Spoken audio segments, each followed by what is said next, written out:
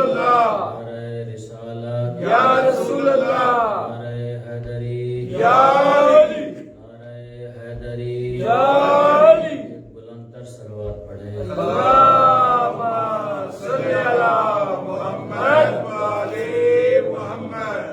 اعوذ باللہ من الشیطان الرجیم، بسم اللہ الرحمن الرحیم، الحمد للہ رب العالمین، والصلاة والسلام علی النبی الأمی المکی المدنی العربی عربی الابتہی القرشی السراج المضیء والکوكب الدری صاحب الوقار والسکینہ المدفون بأرض المدینہ الرسول المسدد والمصطفى الأمجد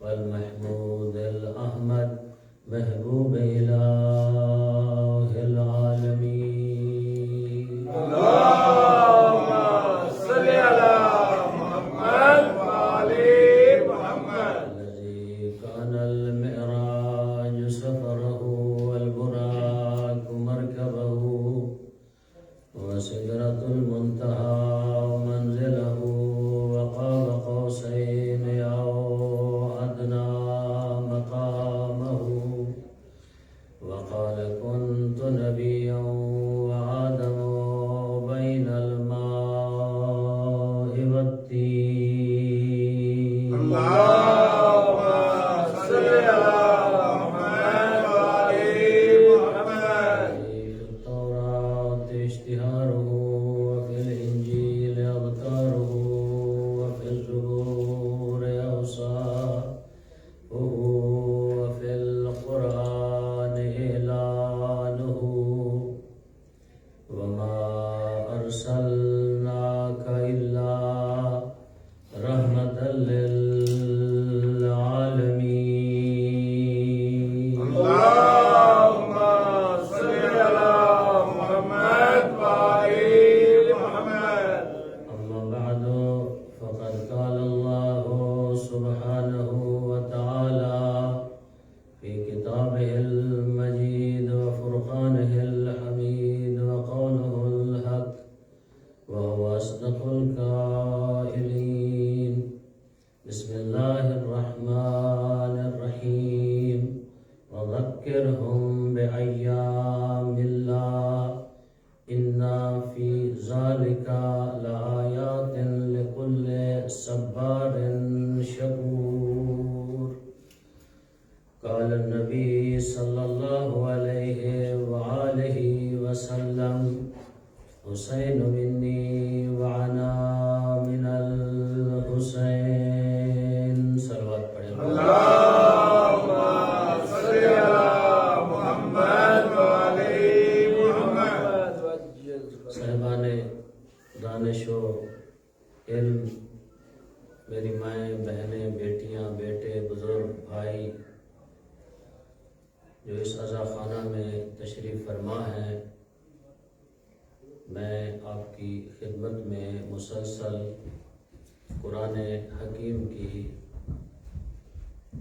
آیت کا ایک حصہ جس کو تلاوت کر رہا ہوں مسلسل، اور ساتھ ہی ساتھ ایک فرمان مصطفیٰ بھی تلاوت کرنے کا شرف حاصل کر رہا ہوں، کیونکہ میں نے اس عشرے میں جو آپ کی خدمت میں پیش کرنا ہے وہ مقام سید الشہداء، خالق کی کائنات اور قرآن کی نگاہ میں، اور اسی طرح مصطفیٰ کی نگاہ میں مقام سید الشہداء کیا ہے۔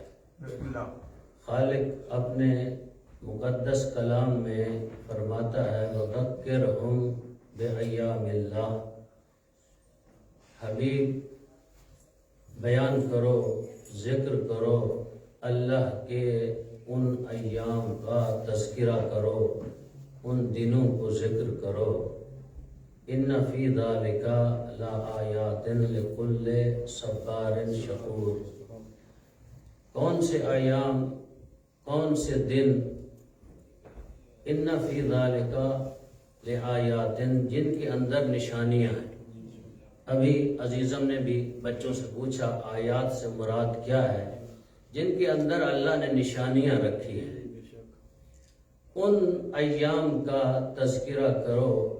وہ ایام جن کے اندر نشانیاں ہیں، لکل صبار شکور، وہ ہر اس بندے کے لیے اللہ نے ایام جن کا تذکرہ مصطفیٰ کو کہا گیا ہے رکھے ہیں، جو صابر بھی ہو اور شاکر بھی ہو۔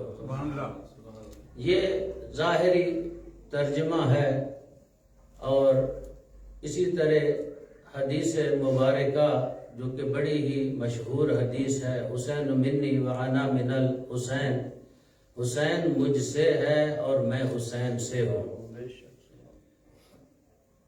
پیغمبر گرامی اسلام نے سید الشہداء کو یہ اعزاز عطا کیا۔ رسول بھی وہ، پہلے دن بھی میں نے کہا آپ سب ماشاءاللہ عاقل ہیں، سمجھدار ہیں۔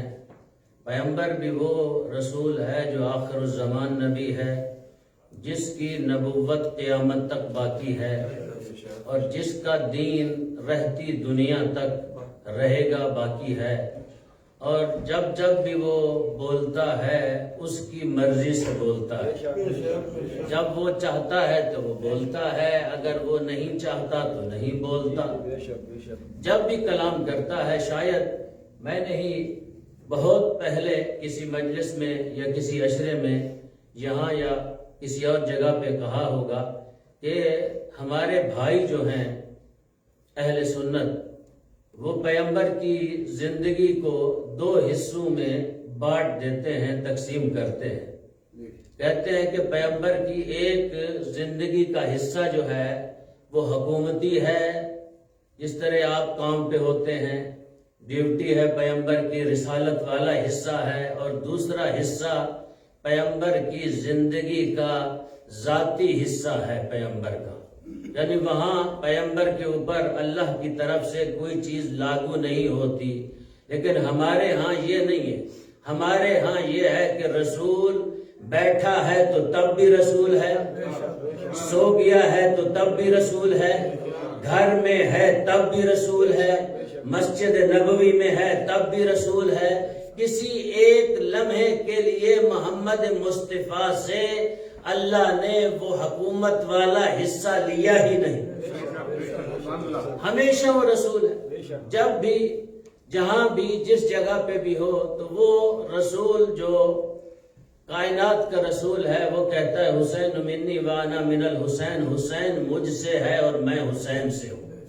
میرا موضوع ہے حسین، مقام سید الشہداء۔ جہاں کل میں نے چھوڑا تھا وہاں سے آگے چلیں گے، پھر کچھ آج چیزیں بیان ہوں گی، پھر کچھ کل انشاءاللہ آہستہ آہستہ کوشش کروں گا کہ ان تمام چیزوں کو واضح کروں جو کہ شاید پہلے آپ لوگوں کے اوپر واضح ہوں۔ اگر نہیں ہیں تو مجھے دعا دیجئے گا، اگر ہیں تو پھر بھی میں نے کوشش کی، سعی کی تاکہ آپ تک کچھ مطالب پہنچاؤں، تاکہ آپ کو ان مطالب سے کچھ فائدہ ہو اور مجھے بھی فائدہ ہو، میری بھی آخرت کے لیے یہ مطالب جو ہیں آخرت کا سرمایہ بھی ہیں اور بخشش کا ذریعہ بھی ہیں۔ بلند تر صلوات پڑھیں۔ اللہم صلی علی محمد و علی محمد۔ پھر بھی صلوات پڑھیں۔ اللہم صلی علی محمد و علی محمد۔ کل اگر کسی کو یاد ہو تو میں نے کہاں چھوڑا تھا؟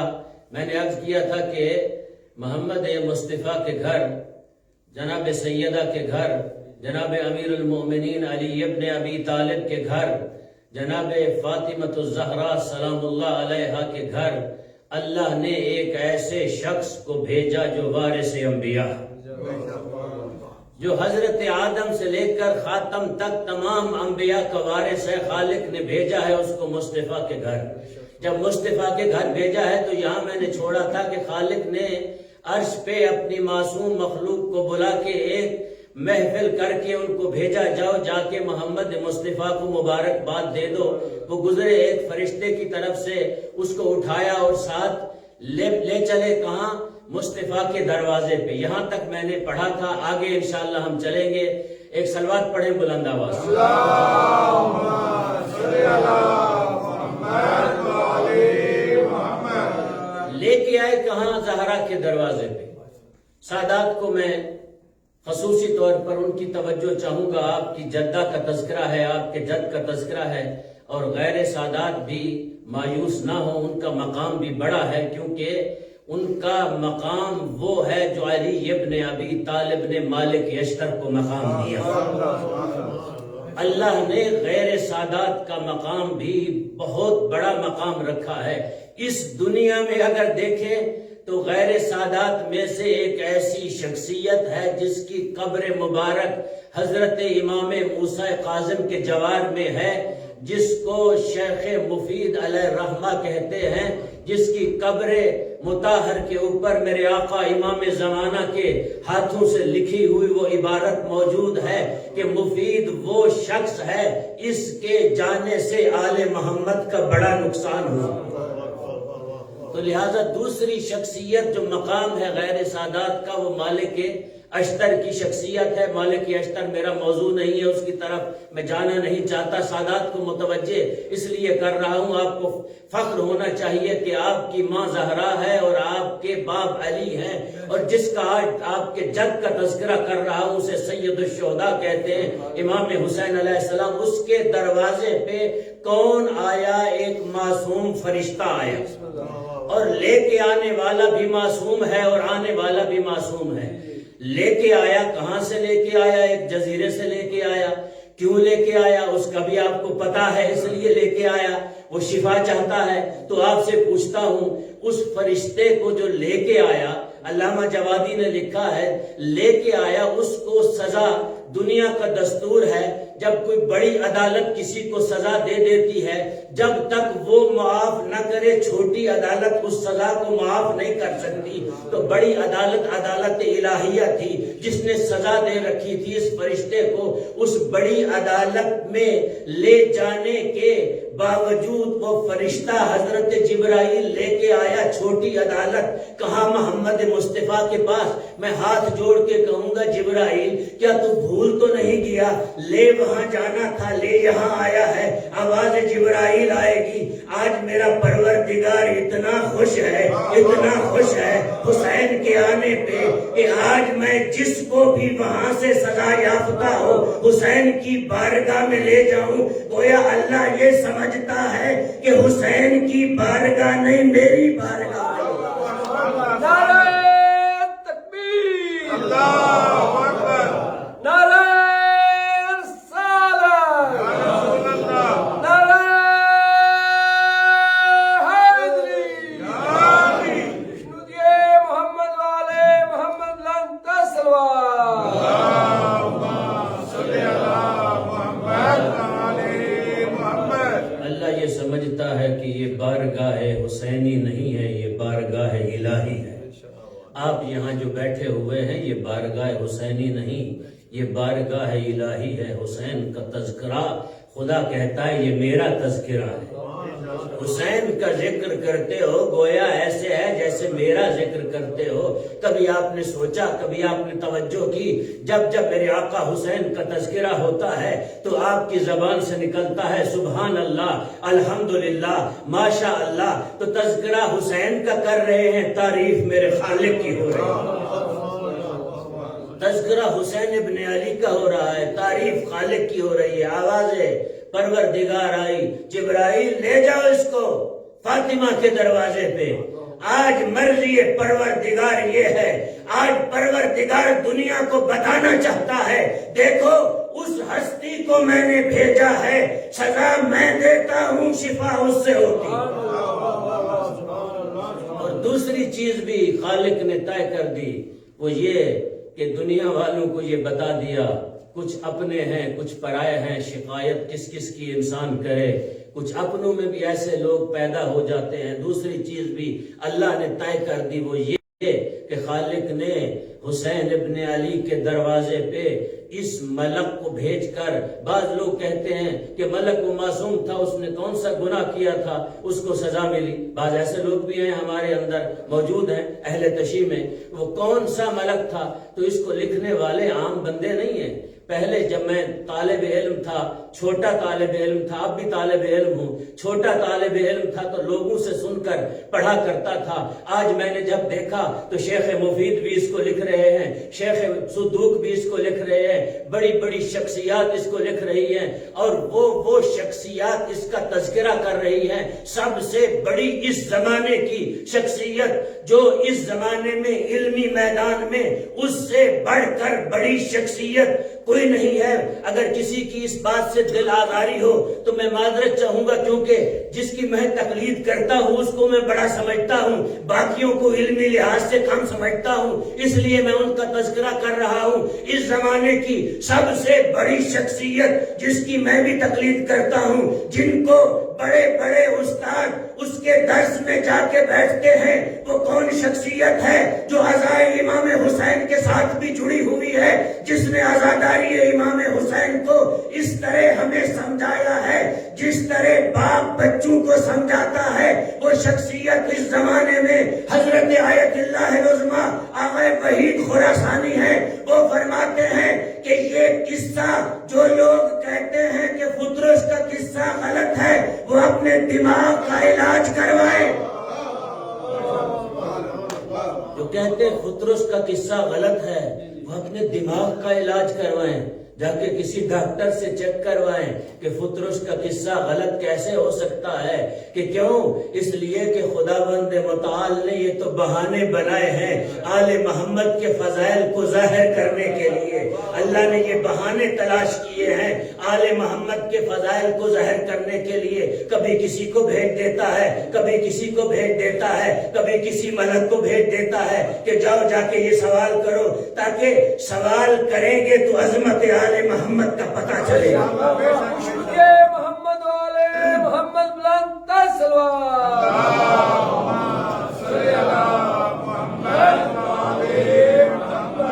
اب لے کے آیا دوسری چیز جس کا حل کیا، جس نے سید الشہداء نے آتے ہوئے خالق نے آواز دی، لے جاؤ۔ جبرائیل لے آئے پیغمبر کی خدمت میں۔ آپ سے پوچھتا ہوں، کیا پیغمبر دعا کرتے فطرس کو شفا نہ ہوتی؟ پیغمبر اپنا ہاتھ ہی لگا دیتے، شفا ہو جاتی۔ رسول کے ہاتھ میں اتنی کرامات ہیں، اگر رسول کے ہاتھ پہ پتھر آئے تو وہ کلمہ پڑھتا ہے۔ پتھر ہے جس کا نہ منہ ہے نہ زبان ہے، بے جان ہے، جب رسول کے ہاتھ پہ آ جائے تو وہ کلمہ پڑھتا ہے مصطفیٰ کا۔ تو وہ ہاتھ جو کرامت والے ہاتھ تھے، اگر پیغمبر پھیر دیتے تو شفا مل جاتی۔ تو پیغمبر نے یہ کام شاہ جی کیوں نہیں کیا؟ آپ کے دادا نے ہاتھ پھیر دیتے شفا ہو جاتی، پھر دعا کرتے شفا ہو جاتی، دعا بھی نہیں کی۔ پھر یہ کہتے جاؤ جا کے میرے حسین سے مس کر دو، حسین سے مس کرتے شفا ہو جاتی۔ اس مسئلے کو خالق نے حل کیا کہ دنیا والے بعد میں جب میرے حسین کی کوئی شبیہ بنے یا زیارت ہو، کوئی زری کو ہاتھ لگا کے چومے تو کسی مولوی کو جرأت نہ ہو تو اس کو بدعت کہے۔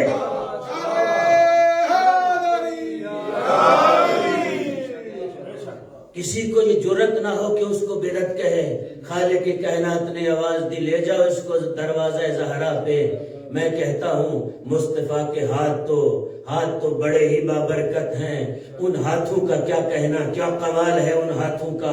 مرتضیٰ کے ہاتھ بھی کمال کے ہاتھ تھے، حسن مجتبیٰ کے ہاتھ بھی کمال کے ہاتھ تھے۔ تو کل ہی میں نے کہا کہ جبرائیل بھی شفا اللہ کی جانب سے نہیں دے سکتا تھا، جو نوح نبی کو شفا دے سکتا ہے وہ فطرس کے پروں کو اپنے پر ملتا تو فطرس کو شفا مل جاتی۔ اللہ یہ دکھانا چاہتا تھا عظمت حسین کا بھی پتہ چل جائے تو حسین کے ساتھ جو چیزیں منسوب ہیں ان کا بھی پتہ چل جائے۔ عظمت حسین کا بھی پتہ چل جائے اور وہ چیزیں جو حسین کے ساتھ منسوب ہیں ان کا بھی پتہ چل جائے. تو اللہ یہ دکھلانا چاہتا تھا. تو جب لے کے آئے تو کہا کس سے؟ مصطفیٰ سے. یہ فرشتہ پڑا ہوا تھا. اس نے کہا مجھے بھی لے چلو اس شفا خانے میں جو شفا خانہ مدینۃ الرسول میں کھلا ہے. میں وہاں علاج کروانا چاہتا ہوں. میں کہتا ہوں دنیا میں لے آؤ کوئی ایسا شفا خانہ جو آل محمد کے پاس ہے. یا تو شفا خانہ مدینے میں کھلتا ہے یا نجف میں کھلتا ہے یا کربلا میں کھلتا ہے یا مشہد مقدس میں کھلتا ہے.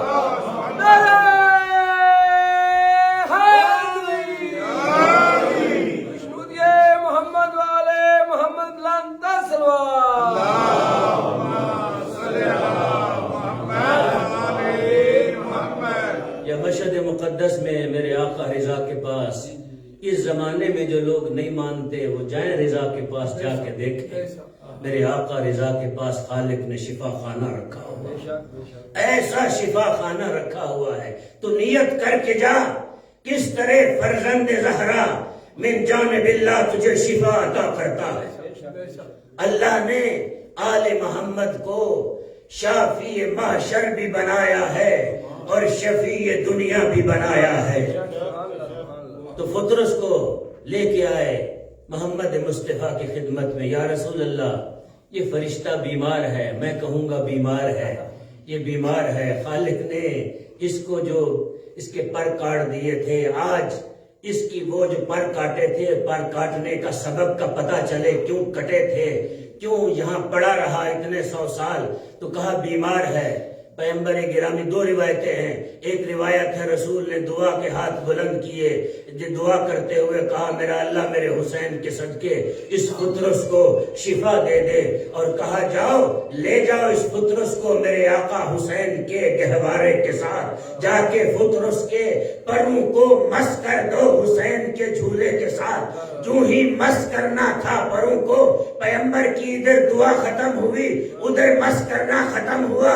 ادھر فرشتے نے اڑنا شروع کیا رکا نہیں. جبرائیل کا شکریہ بھی ادا نہیں کر رہا. تو میں کہوں گا فطرس کل تجھے اسی بات پہ سزا ملی تھی.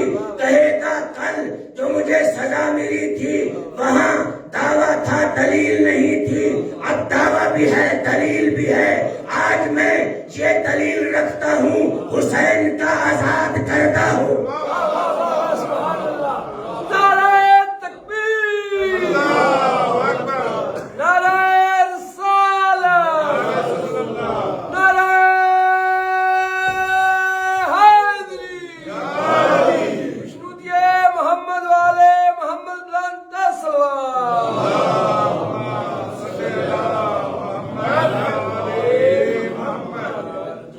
کل جب مجھے سزا ملی تو میرے پاس ایک چیز تھی. آج میں آزاد کردہ سید الشہداء ہوں جسے حسین آزاد کر دے جسے حسین آزاد کر دے آزادی کا پروانہ دے دے.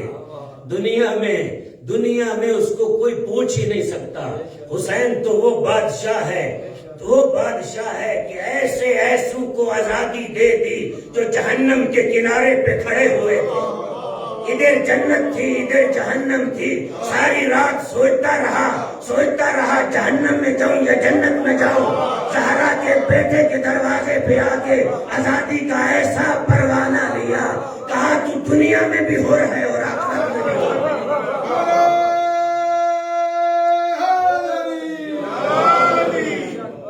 حسین اسے کہتے ہیں جو آخری لمحے میں بھی آزادی کا پروانہ دے دے.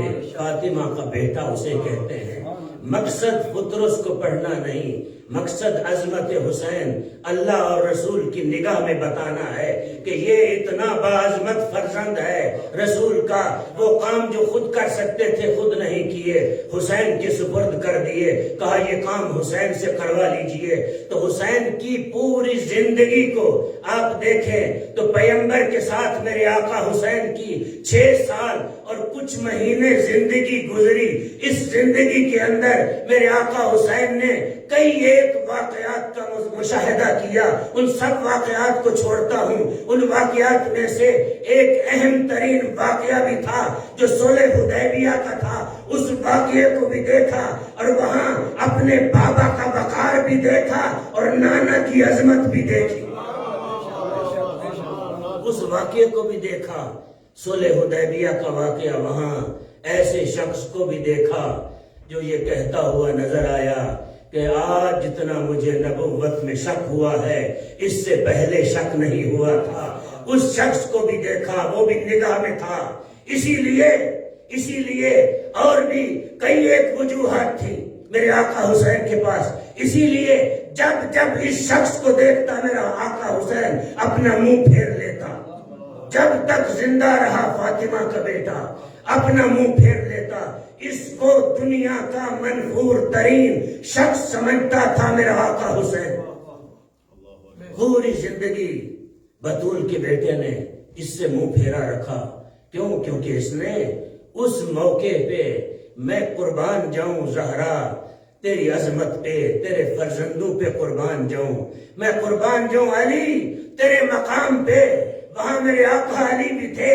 جب میرے آقا علی کو یہ کہا گیا کہ کاٹ دو، وہ اس کو رسول نہیں مانتے جن سے صلح ہو رہی ہے، کاٹ دو، محمد ابن عبداللہ لکھ دو۔ جب یہ کہا گیا اگر کوئی اور جاہل ہوتا تو پینسل لیتا کاٹ دیتا، تو میرے آقا علی وہ ہیں جو ازل سے نور محمدی کو بھی سمجھتے ہیں، نور علوی کو بھی جانتے ہیں، نور حسینی کا بھی مشاہدہ کیا ہوا ہے اور نور فاطمی کو بھی جانتے ہیں۔ اس تحریر کو لے کے مصطفیٰ کی خدمت میں آئے، دیکھ کر کہا آقا میں کس طرح تیری رسالت کو کاٹوں؟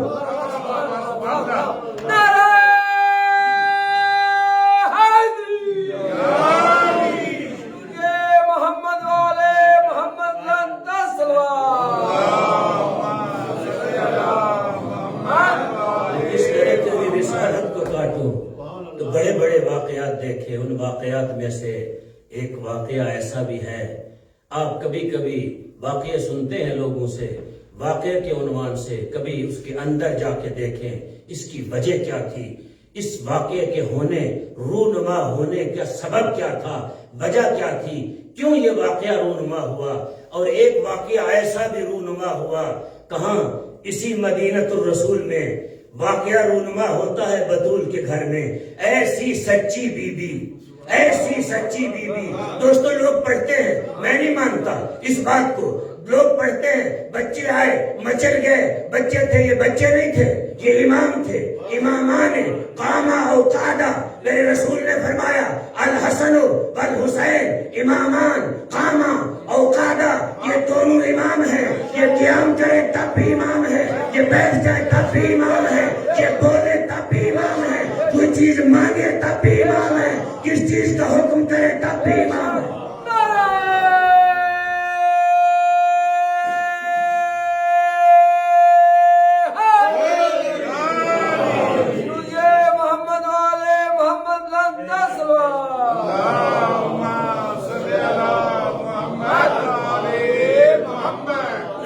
بچے تھے، لوگوں کے بچوں کو دیکھا مچل گئے، لوگوں کے پاس سواریاں تھی، نہیں، بچے نہیں تھے، امام تھے۔ آج دنیا کو میرا آقا حسین ثابت کرنا چاہتا تھا، آؤ دیکھو مقام نبوت بھی، مقام امامت بھی، مقام عصمت بھی، مقام شرافت بھی، مقام رسالت بھی۔ عید کے دن جب پیغمبر گرامی اسلام کو شہزادوں نے دیکھ کر کہا نانا ہر ایک کی سواری ہے، ہماری سواری نہیں، یہ اللہ کہلوا رہا تھا رسول کو کہ تم حسین کی سواری بن کے دکھاؤ۔ کیوں؟ اس لیے کربلا پیش نظر تھی، کربلا کو نگاہ میں رکھو، اس پورے عشرے میں کربلا پیش نظر تھی۔ خالق دیکھ رہا تھا، اپنی خالقیت کی نگاہ سے پوری کربلا کو دیکھ رہا تھا کہ یہی حسین ہوگا۔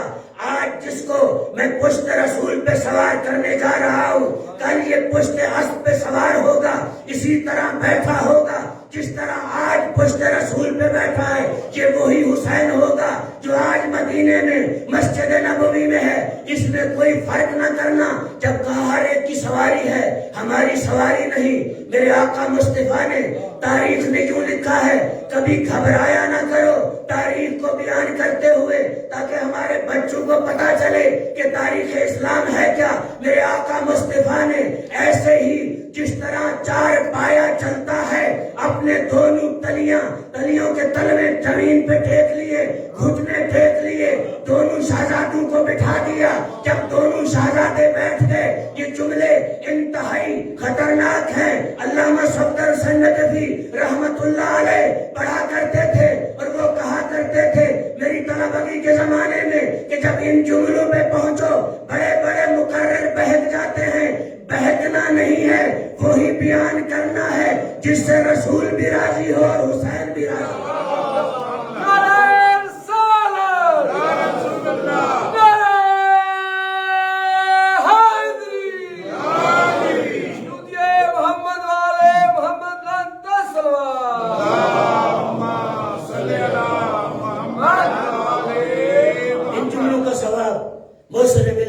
قبلہ صفدر نجفی کو ملے.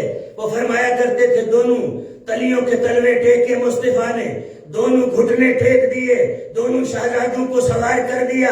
جب شہزادے سوار ہو گئے, یہ حکمت پروردگار تھی, حکم الہی تھا. مصطفیٰ تم سواری بنو تاکہ دنیا والوں کو دکھاؤ کہ نبوت کی نگاہ میں امامت کا مقام کیا ہے, نبوت کی نگاہ میں حسینیت کا مقام کیا ہے. جب دونوں شہزادے سوار ہو گئے تو میرے آقا حسین نے دیکھ کر کہا نانا ہماری سواری کی بھاگے نہیں ہے. پھر واللیل کی زلفیں نکالی, حسین کے ہاتھ میں دی, حسن کے ہاتھ میں دی. جب زلفوں کو شہزادوں نے پکڑا تو یہاں کہا کرتے تھے بہک نہ جانا, تو وہ فرمایا کرتے تھے آج یوں لگتا ہے کہ نبوت امامت کے ہاتھوں میں ہے اور امامت نبوت کو چلا رہی ہے اور نبوت چل رہی ہے.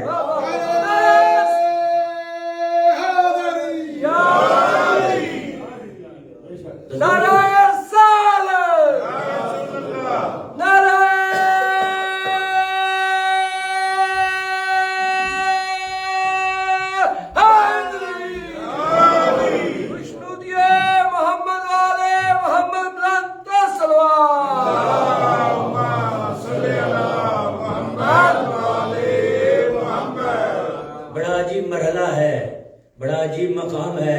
جب یہ سلسلہ ہوا سواری بنے میرے آقا مصطفیٰ, چلایا بچوں نے, دنیا والے بچے کہتے ہیں چلایا اماموں نے.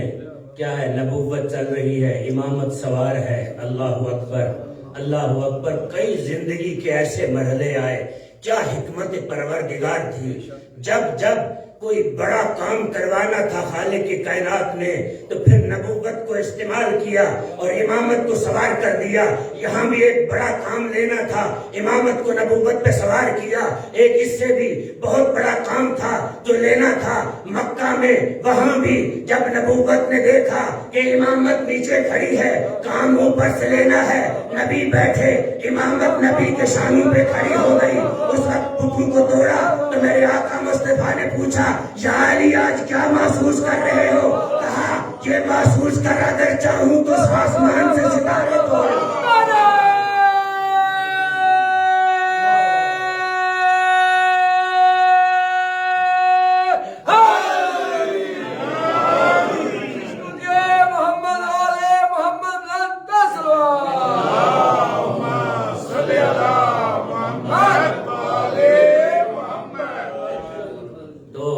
بچوں نے شہزادوں نے نانا سے ایک اور ڈیمانڈ کر دی. کہا نانا باقی سواریاں تو بول رہی ہیں, ہماری سواری بولتی نہیں.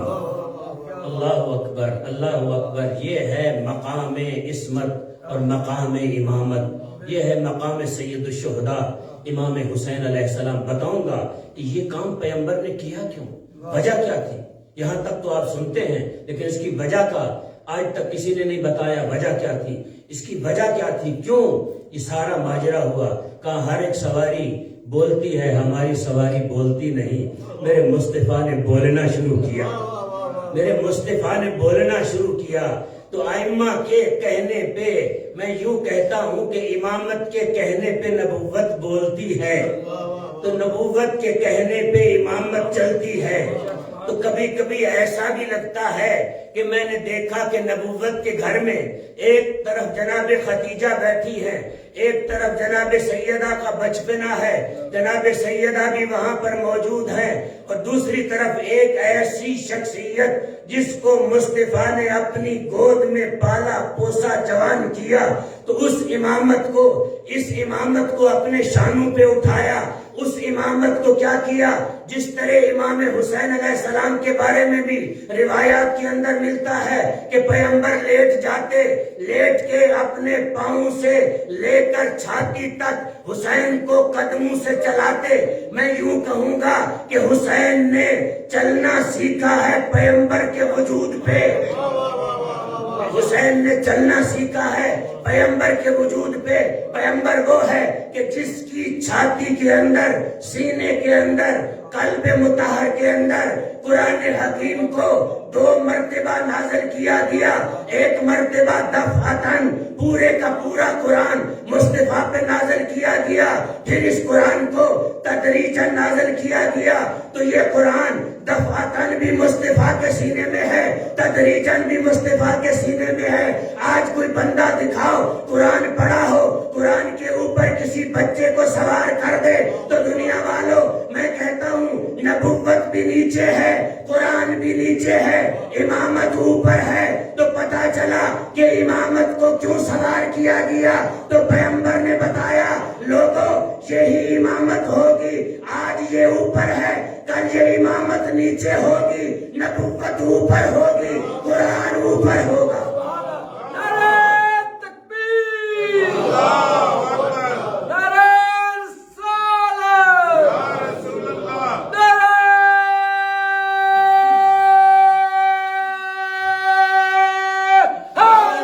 حیدری، مشکور محمد والے محمد بلند سلوات۔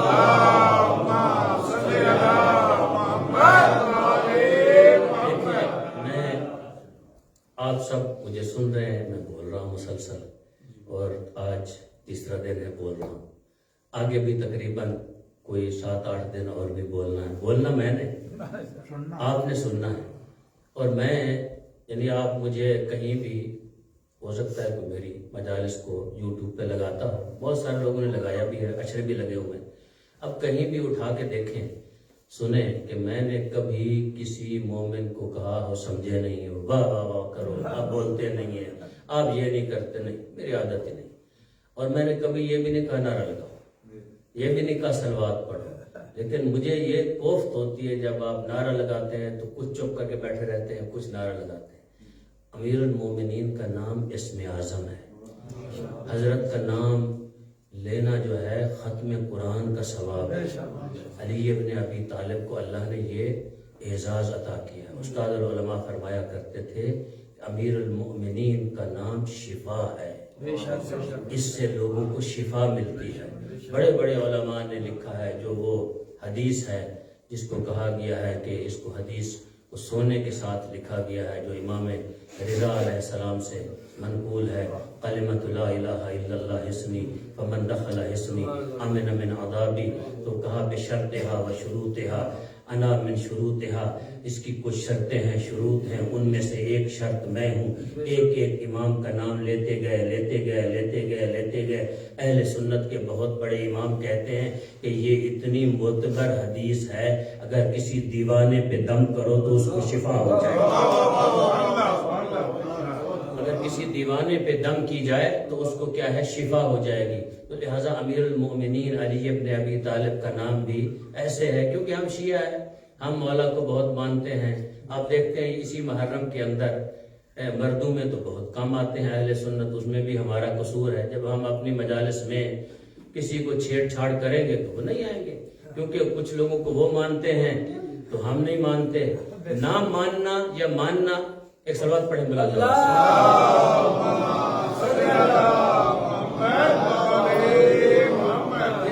پڑھیں۔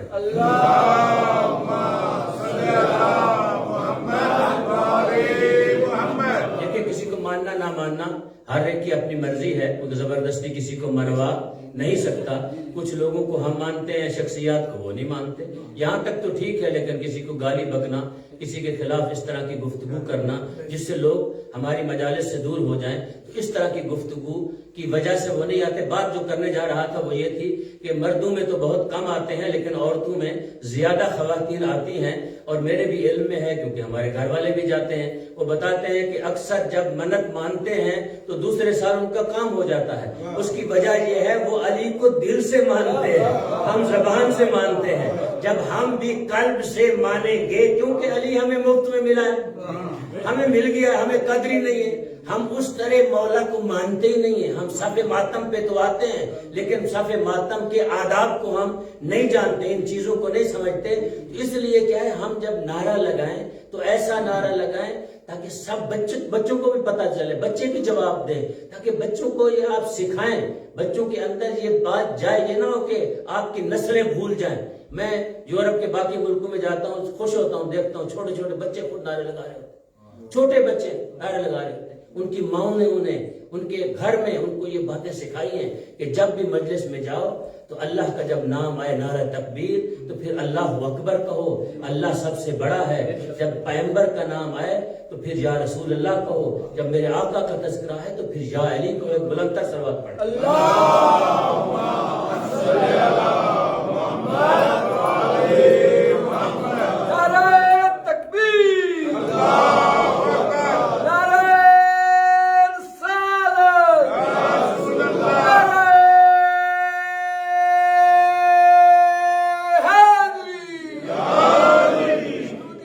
محمد والے محمد بلند تر صلوات۔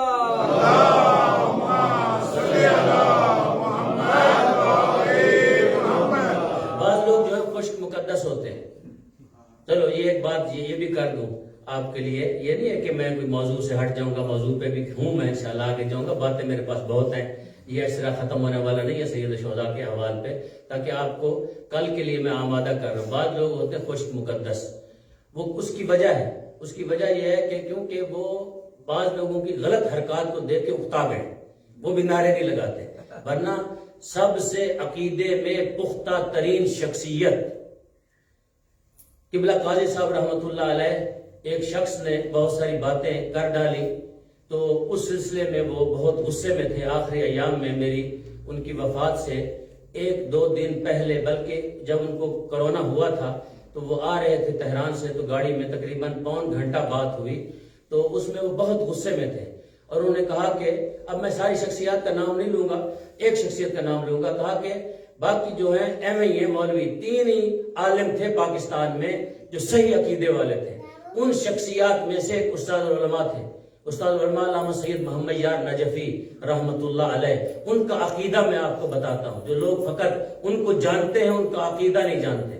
میں بچپن میں ان کے ساتھ رہا اور میں ان خوش قسمت لوگوں میں سے ہوں، آخری وقت میں جن بزرگ شخصیات نے مجھے یاد کیا ان میں سے ایک استاد العلماء تھے جنہوں نے میرا تذکرہ کیا، مجھے بلایا، وہ میں ایران میں تھا، بہت دور تھا۔ تو استاد العلماء وہ شخصیت تھے کہ ایک مدرسے کے پاس بستی تھی فقیروں کی، فقیر قوم کے فقیر تھے، ان کی بستی تھی، غلام حسین نامی ایک شخص تھا فقیر، وہ صبح اٹھ کے اذان کے بعد نعرے لگاتا تھا، ہر روز اس کو بلاتے تھے۔ اس زمانے میں آج سے تقریباً آپ لگا لیں کوئی 35-36 سال پہلے کی بات ہے، ہر روز بلا کے 10 روپے دیتے تھے، ہر روز بلا کے۔ تو ایک دن ایک شاہ صاحب تھے، اختر شاہ صاحب، وہ آ گئے، کہنے لگے قبلہ آپ ہمیں تو روپیہ نہیں دیتے، ہم اولاد زہرا ہیں، یہ فقیر ہے، اس کو 10 روپے دیتے ہیں۔ کہا کہ شاہ جی جو کام فقیر کرتا ہے تم نہیں کرتے، جو کام فقیر کر رہا ہے تم نہیں کرتے۔ کہا کیا کام کرتا ہے؟ کہا یہ صبح اٹھ کے میرے دادے کی ولایت کی گواہی دیتا ہے، اس لیے اس کو میں 10 روپے دیتا ہوں۔ تو امیر المومنین علی ابن ابی طالب کا نام کوئی عام نام نہیں، ایک صلوات پڑھیں بلند آواز سے۔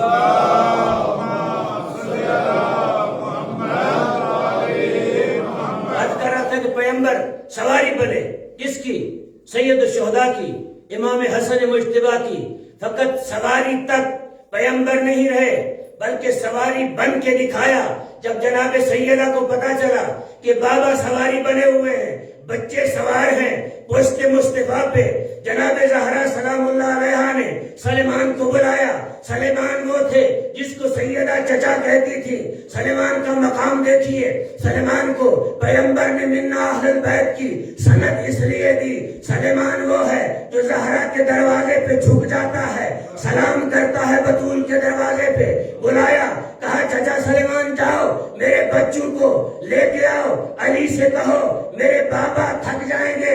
جب پیغمبر گھر میں آئے، بچوں کو اٹھایا ہوا ہے، دروازے پہ آئے، آیت تطہیر کی تلاوت کی، داخل خانہ ہوئے، سیدہ نے پوچھا یا رسول اللہ، یا ابدا، یا بابا آپ تھک جائیں گے؟ دیکھ کر کہا بیٹا ان کو اٹھاتے ہوئے میں تھکتا نہیں ہوں، آج ان کو میں نے اٹھایا ہوا ہے، کل یہ میرے دین کو اٹھا کے کربلا میں حسین کو تحریر کر دے گا جو کائنات میں کوئی آنے والا ایسی تاریخ نہیں کر سکتا۔ نعرہ تکبیر، اللہ اکبر، نعرہ رسالت، یا رسول اللہ، نعرہ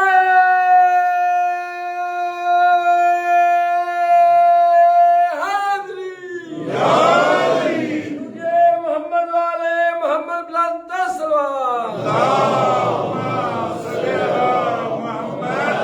کیوں پیغمبر نے کیوں اٹھایا، کیوں سواری بنے پیغمبر، کیوں مصطفیٰ سواری بنا؟ حسن و حسین کی سواری بننے کی وجہ کیا تھی؟ جب میرے آقا مصطفیٰ سے جناب جابر نے پوچھا یا رسول اللہ اتنی محبت کی وجہ کیا ہے، بچوں سے اتنی محبت کیوں کرتے ہو؟ آپ کے بچے ہیں، آپ کی بیٹی کے بیٹے ہیں، آپ ہمیں حکم دیا کریں، ہم ان کو اٹھا لیا کریں، تو آپ اس طرح کیوں سختی میں ہوتے ہیں؟ سارا دن تبلیغ کرتے ہیں، سارا دن تبلیغ کرنے کے بعد پھر آپ اپنی ازواج کے گھروں میں بھی جاتے ہیں، پھر نماز کے لیے بھی آتے ہیں، پھر بچوں کو اٹھا لیتے ہیں، اس کی وجہ کیا ہے؟ میرے آقا مصطفیٰ نے جابر کو بلایا، کہا جابر ابھی اس کا جواب نہیں دوں گا، کل صبح نماز صبح کے بعد جب سارے صحابہ موجود ہوں گے تو مجھ سے سوال کرنا، اس کا جواب میں دوں گا۔ جب صبح ہوئی میرے آقا مصطفیٰ مسجد نبوی میں نماز صبح سے فارغ ہوئے تو بچے ہوں تو ایسے بچے ہوں تو زہرا کے بچے ہیں، کسی عام بی بی کے بچے نہیں ہیں، بچے تھے لیکن نماز صبح میں آتے تھے، نانا کے ساتھ فقط صبح میں نہیں آتے تھے بلکہ نماز تہجد میں نانا کے ساتھ کھڑے ہو کے نماز تہجد پڑھا کرتے تھے۔ جب صبح ہوئی کہا جابر آپ پوچھو جو کل سوال کیا تھا، کہا میرے ماں باپ آپ کے اوپر قربان ہو، میں نے سوال یہ کیا تھا بچوں سے اتنی محبت کیوں کرتے ہو؟ کہا جابر مجھے قسم ہے اس پروردگار کی جس کے قبضہ قدرت میں محمد کی جان ہے، میں اپنی مرضی سے ان سے پیار نہیں کرتا، مجھے خالق مجبور کرتا ہے ان سے پیار کرو، مجھے خالق نے حکم دیا سواری بھی بن جا، باتیں بھی دے دے، آواز بھی نکال۔ میں نے عرض کی پروردگارہ وجہ کیا ہے؟ کہا دین کی وجہ یہ ہے کہ دو بچے ایسے ہیں، ایک بچے نے صلح کر کے اسلام کی بقا کا سبب بنے گا اور دوسرا بچہ کربلا کے میدان میں اپنا سر دے کے قرآن و اسلام کی بقا کا سبب بنے گا۔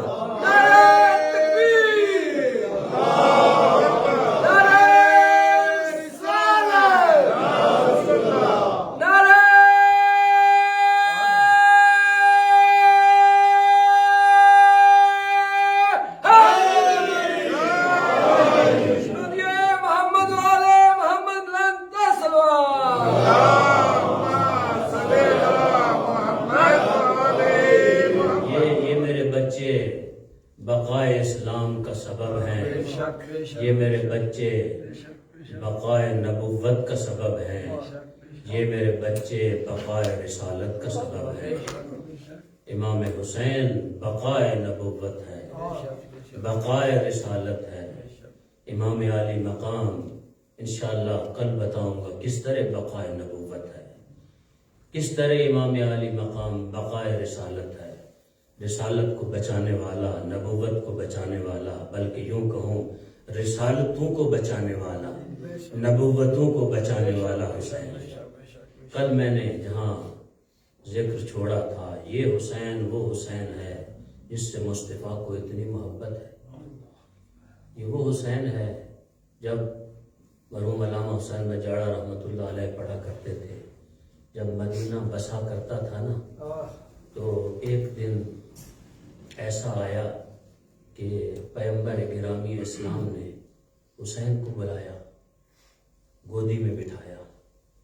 میرے آقا حسین کا کبھی منہ چومتے ہیں, کبھی گردن چومتے ہیں, کبھی پیشانی پہ بوسہ دیتے ہیں, کبھی حسین کو اپنی گودی میں لٹا کے پسے گردن بوسہ دیتے ہیں. توجہ میری طرف رہے, پسے گردن بوسہ دیتے ہیں. جاڑا صاحب مرحوم پڑھا کرتے تھے, جب جناب سیدہ زہرا نے دیکھا تو بی بی سے رہا نہ گیا. بی بی آئیں, آ کے بابا کے سامنے بیٹھ گئی. کہا بابا جان آج حسین سے بڑا انوکھا پیار کر رہے ہیں.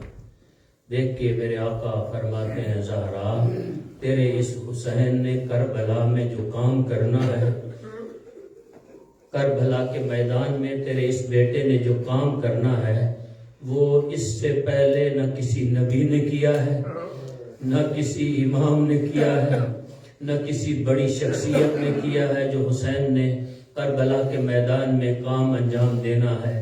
کہا بابا کون سا کام؟ کہا کہ تیرا حسین کربلا میں دین کی بقا کا سبب بنے گا. اب دوستو جاڑا صاحب مرحوم پڑھا کرتے تھے. اب رسول اٹھے, حسین کو گودی سے اتارا, زمین پہ جب بٹھانے لگے تو ماں نے دیکھا تو حسین کو اٹھا لیا, اپنی گود میں بٹھایا. اب بطول نے وہی کام کرنا شروع کر دیا جو رسول کر رہے تھے. اب حسین سے پوچھتی ہے, کہتی ہے حسین بیٹا بابا جو کہہ رہے تھے تو بقائے دین کا سبب ہے, تو بچا دین بیٹا بتا تو دین کو بچائے گا کیسے؟ کہا ماں میں کربلا میں دین کے لیے بہت ساری چیزیں لے کے جاؤں گا, میں دین کے بچانے کے لیے بڑی تیاری کر کے بیٹھا ہوا ہوں, بہت ساری چیزیں لے کے جاؤں گا. کہا کیا لے کے جائے گا؟ اگر نانے کے دین کے اوپر قرآن کے اوپر مشکلات پڑے تو کیا کرے گا؟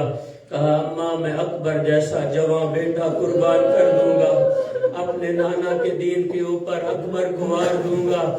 بی بی نے پوچھا, بی بی زہرا نے, اگر اکبر نہ رہے اور اس سے دین نہ بچے تو پھر کیا کرو گے؟ کہا اماں میں قاسم جیسا جوان بچہ ٹکڑے ٹکڑے کروا دوں گا. کہا اگر قاسم کے جانے سے بھی دین کی بقا میں کچھ فرق رہ جائے تو کہا اماں جب قاسم کے جانے سے بھی بقا رہ جائے گی اپنی بہن کے 2 بچے اون و محمد دین پہ قربان کر دوں گا. عزادارو گریہ کرنے والوں اپنے گریہ کو نہ روکو, گریہ کیا کرو آل محمد کے اوپر. عزادارو جب یہ جملے سنتی گئی نا بی بی چاہتی تھی حسین ذکر کرے, بی بی گریہ کرے. آج فاطمہ عزاداری کربلا اپنے گھر میں بپا کر رہی ہے, بلکہ یوں کہوں کہ فاطمہ ذاکر حسین ہے, سامع فاطمہ ہے. کربلا کا ماجرا حسین پڑھ رہے ہیں, فاطمہ سن رہی ہے. عزادارو جب بی بی نے کہا اگر اس طرح دین نہ بچا تو دیکھ کے کہتے اماں میں اپنے بھائی عباس کے بازو دین پہ قربان کر دوں گا. کہا اگر عباس کے بازوؤں سے دین نہ بچے تو پھر دیکھ کے فرماتے ہیں اماں اگر عباس کے بازوؤں سے بھی دین نہ بچا تو اپنی ماں جئی زینب کی چادر دین پہ قربان کر دوں گا. جب یہ جملے کہے تو فاطمہ نے حسین کو گود سے اتار کے زمین پہ بٹھایا اور دیکھ کے کہتی ہے باریلا کیا زینب اتنی غریب ہو جائے گی؟ میری بیٹی کی چادر کربلا میں لوٹ لی جائے گی. عزادارو 28 رجب کا دن تھا جب حسین کا قافلہ مدینے سے چلنے لگا. 28 رجب کا دن تھا. راوی کہتا ہے جب قافلہ چلنے لگا تو حسین نے کرسی رکھوائی, کرسی پہ بیٹھ گئے. ایک ایک بی بی سوار ہوتی رہی, جاتی رہی. کبھی کوئی بی بی آتی ہے تو اس کے ساتھ اکبر آتا ہے, اس کو سوار کرتا ہے. اگر کوئی بی بی آئی ہے تو اس کے ساتھ قاسم آیا ہے, ایک بی بی آئی ہے تو اس کے ساتھ عباس آیا ہے. راوی کہتا ہے میں نے دیکھا اب وہ ایک ایسی بی بی آئی جس کی چادر زمین پہ لکیریں کھینچ رہی ہے. اب سید الشہداء کرسی سے اٹھے, عباس کو بلایا, اکبر کو بلایا, کہا آؤ میری بہن زینب آ گئی ہے, اب زینب کو سوار کرو. عزادارو سنو گے آیت اللہ دستغیب شیرازی نے لکھا ہے جب زینب عالیہ قریب آئی کچاوے کے دائیں بھی دیکھا بھائی بھی دیکھا، دیکھ کے کہتی ہے بھیا حسین نہ میں عباس سے سوار ہوں گی، نہ میں اکبر سے سوار ہوں گی، نہ میں قاسم سے سوار ہوں گی۔ کہا کس سے سوار ہوگی؟ کہا اس کو بلاؤ جو شام غریبہ مجھے سوار کرے گا۔ اب سجاد کو بلایا، سجاد آئے، بی بی نے کہا سجاد بیٹا اپنے زانو زمین پہ رکھو، امامت نے اپنے زانو زمین پہ ٹیکے، زینب سوار ہوئی۔ عزاداروں میں آپ سے پوچھتا ہوں اور کہتا ہوں بی بی ابھی تو حسین زندہ ہے، آج سجاد کو بلا رہی ہے شام غریبہ۔ جب بی بی سوار ہونے لگی نظر زمیناً و شمالا، کبھی دائیں دیکھتی ہے کبھی بائیں دیکھتی ہے، دیکھ کے کہتی ہے عباس عباس آؤ اور میرے پردے کا ضامن آؤ، زینب کو سوار کرو۔ عزادارو ایک منزل اور اب یہ قافلہ چلا، چلتے چلتے ایک منزل پہ قافلہ رکا، زینب کی آنکھ لگ گئی۔ جب جاگ ہوئی سیدہ کی تو خیام میں کوہرام بپا ہوا، سید الشہداء خیمے میں آئے، دیکھا زینب عالیہ کلثوم کے گلے لگ کے رو رہی ہے، گریہ بلند ہے۔ پوچھا ماں جائی کیوں رو رہی ہو؟ کہا بھیا میں نے خواب دیکھا ہے، خون کا دریا ہے جس میں تو نہا رہا ہے۔ حسین نے دیکھ کر کہا زینب میری طرف دے، زینب ان دو انگلیوں کے درمیان دے۔